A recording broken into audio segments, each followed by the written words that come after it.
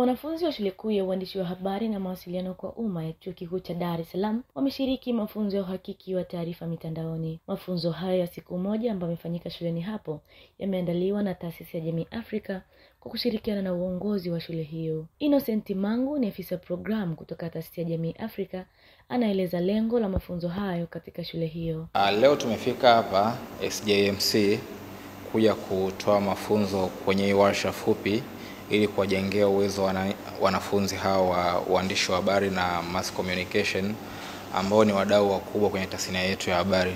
Lakini pia sisi tuna ushirikiano wa karibu sana na Chuo Kikuu cha Dar es Salaam ambapo tumekuwa tukishirikiana kwa muda mrefu masuala kadhaa yanayotuhusu sisi moja kwa moja. Kwa hiyo tumetumia fursa hii kuja kuzungumza na wanafunzi ili tuweze kuwajengea uwezo wa jinsi gani wanaweza kudhibitisha taarifa wanazokutana nazo ndani na nje ya mtandao. Lakini pia tumekuja kuwapa uelewa kuhusu jukwaa letu la jamiicheck.com ambalo ni jukwaa mahususi kwa ajili ya uthibitishaji na uhakiki wa taarifa. Ni jukwaa la kipekee kwa Tanzania lakini na duniani kwa ujumla, kwa sababu jukwaa hili huwashirikisha wananchi mchakato wa kudhibitisha maudhui wanaokutana nao ndani na nje ya mtandao. Kwa hiyo tuko hapa leo kuhakikisha kwamba wanafunzi hawa, kwa sababu baada ya kumaliza chuo wataenda kuwa sehemu ya jamii iliyoko huko mtaani. Kwa upande wa wanafunzi wa shule hiyo ambao pia ni waandishi wa habari watarajiwa, wanaeleza uzoefu ambao wameupata katika mafunzo hayo. Nipende kuwashukuru taasisi hii ya Jamii Forums ambao kwa sasa hivi inafahamika kama Jamii Afrika kwa kutuletea mafunzo haya kwa namna ya kuweza kutambua maudhui ambayo ni ya kweli na yale ambayo sio ya kweli.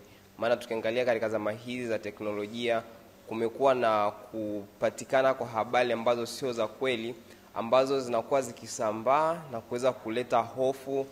Mara nyingine tunakuwa na mambo ambayo yanakuwa sio ya kweli. Kwa hiyo mimi kama mwanafunzi, cha kwanza kwa mafunzo niliweza kujifunza siku ya leo, naenda kuwafundisha pia na wanafunzi wenzangu ambao hawajapata fursa ya kuweza kupata elimu hii, kuwafundisha kile nilichojifunza ili kiweze kuwasaidia katika taaluma yao ya uandishi wa habari.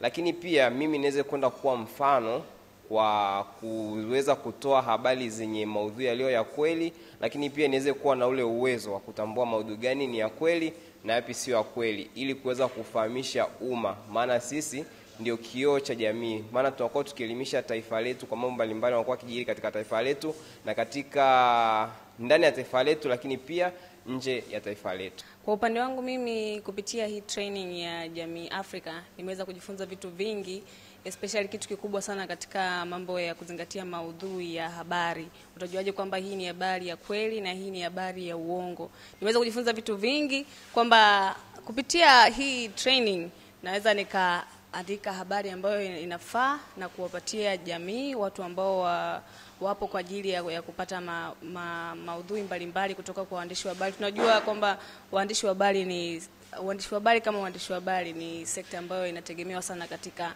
nchi yetu.